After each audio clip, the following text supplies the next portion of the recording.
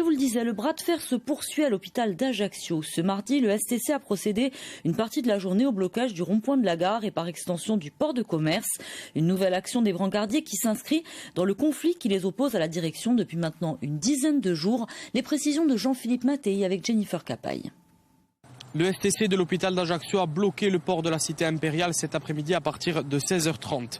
Une action forte réalisée pour faire entendre leur voix alors qu'ils sont engagés dans un mouvement social et une grève depuis le 9 février dernier. Le STC ainsi que des personnels de l'hôpital d'Ajaccio qui se sont structurés en collectif dénoncent l'attitude du directeur de l'établissement, Jean-Luc Pess, et notamment des propos injurieux que ce dernier aurait tenus à l'encontre des élus syndicalistes. Alors depuis le 9 février, les grévistes demandent son départ et occupent les locaux de l'agence régionale de santé.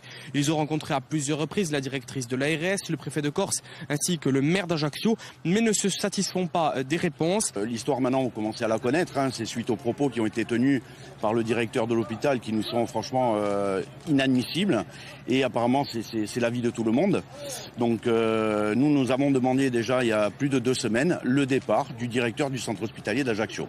On était conscient que ça n'allait pas se faire en 48 heures, mais là, après plus de 2 semaines de conflit, sans avoir de réponse formelle, on nous a poussé à aller dans la rue, je pense.